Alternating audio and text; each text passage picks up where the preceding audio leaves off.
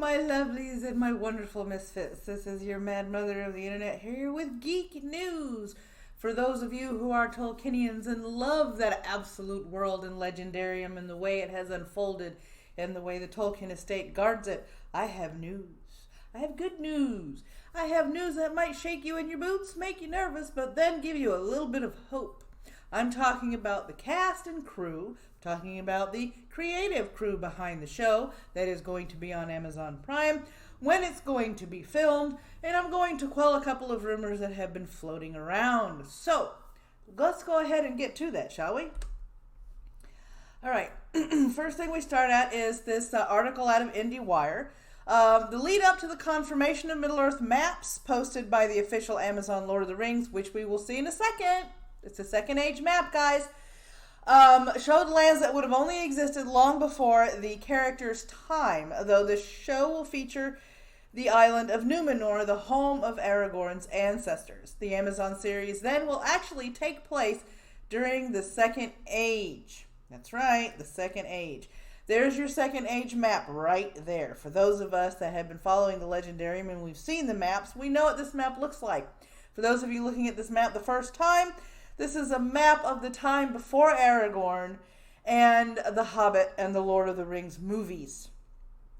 So you're getting a really good look at the world before the world you knew it, as you know it. So as we continue this, the Second Age, on the other hand, is most notable for being the time period when Sauron created the One Ring to rule all the other rings of power. So that's something to take note. Also, too, if you're wondering how much material the Second Age can give us, well, take note that it spans more than 3,400 years. As a matter of fact, the Second Age spans 3,441 years. Lots of material to go through, huh? So, the series may never get out of the Second Age. Hard to wrap your head around, huh? It's a lot to work with. The consultant, one Tom Shipley by name, and Tolkien scholar, said that the estate of J.R.R. Tolkien has refused to grant Amazon permission to film anything other than the Second Age. So we're not going to be seeing anything Third Age related. You can add new characters and ask a lot of questions, like any questions you may have about Sauron, Morgoth, or Melkor before he got renamed as Morgoth, how he was defeated, how he rose to power. That's more like First Age in the Silmarillion, so don't worry about that part. So you can answer all kinds of questions by inventing the answers. Tolkien wasn't very precise in answering those particular questions. However, they are stipulating that what comes in the show about the Second Age cannot contradict anything which Tolkien did say or mention, so it has to be canonical. This means, or could mean, that things that are not canonical will not be approved for the show by the Tolkien estate and Shippey, to be exact. So that's a little bit of hope. Shippey also revealed that the first season is going to have 20 episodes, so there's going to be a lot for us to watch when it finally comes out. So, in July of 2018, way back machine time, it was announced that the writing duo J.D. Payne and Patrick McKay would develop The Lord of the Rings for Amazon, serving as the series' executive producers and showrunners. There's only one problem. When you enter their page, there's nothing listed as far as their resume or any previous works. As a matter of fact, even though it says here that a number of high-profile producers recommended them, they only named J.J. Abrams as one of the producers that gave them, I guess, a glowing recommendation. Now, for those of you that have seen Abrams' work, we know that he's not really, highly touted by those of us in many fandoms for what he's done to certain franchises. So, to me, a recommendation from Abrams doesn't mean much. Really. So the other people that they have named here that I didn't highlight, but I am going to say, J.A. Bayona from The Orphanage and Jurassic World Fallen Kingdom will serve as director for the series' first 2 episodes. He'll also be credited as an executive producer alongside his partner Belén Atienza. So now we have Payne, McKay, Bayona, and Atienza.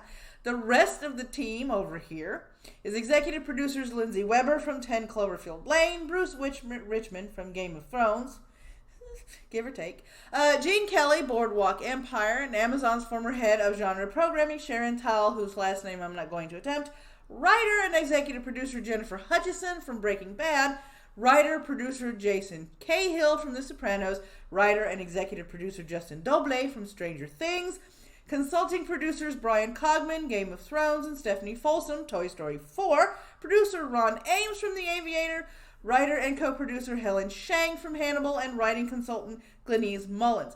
So, there's a lot of names there from shows that a lot of us have either seen, heard of, or talked about. So that resume is rather impressive as far as the creative team is concerned.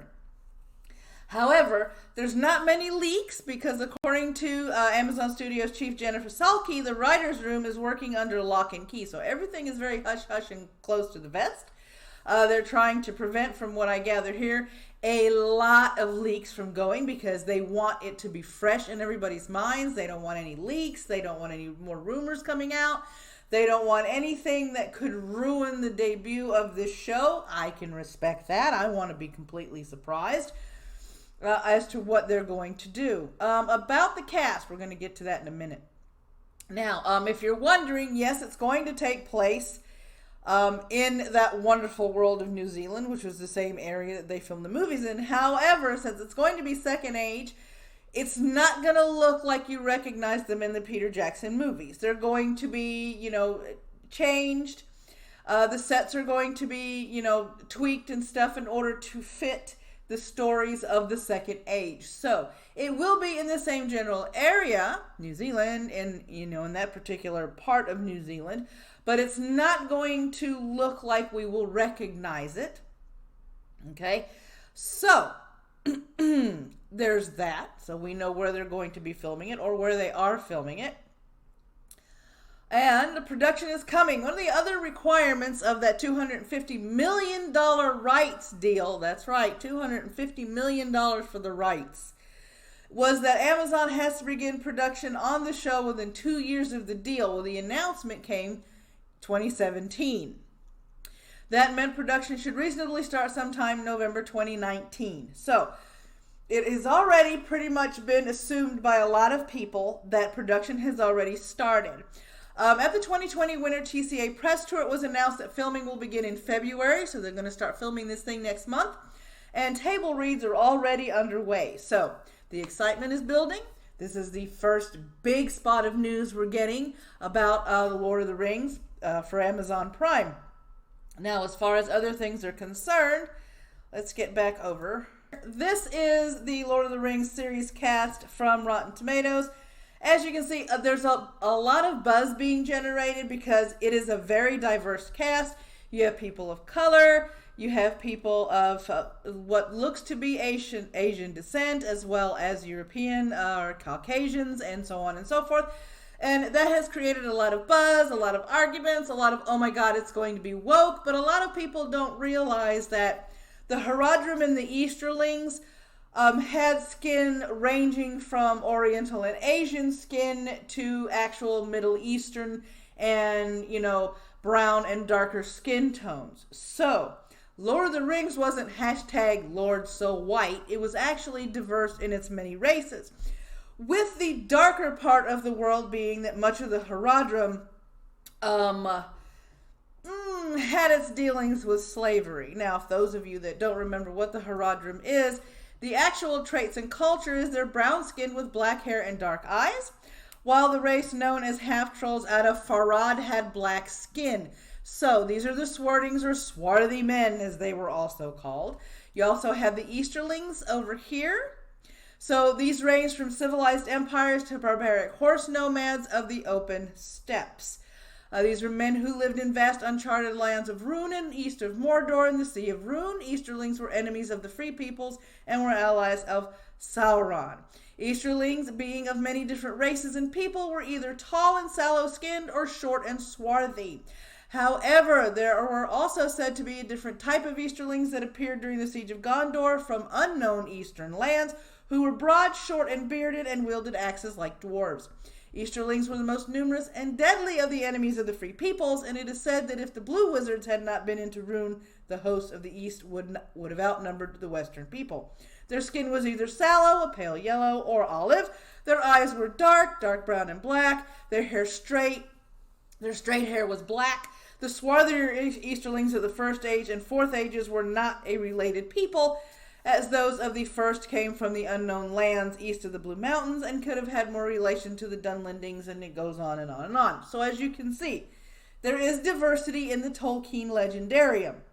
So there is a reason for this diverse casting, especially it being taken in the Second Age. So hopefully that quells some fears that this may be woke. That and the fact that the Tolkien estate, through Shippey, has also said that it's going to have to be canonical and fit within the Second Age.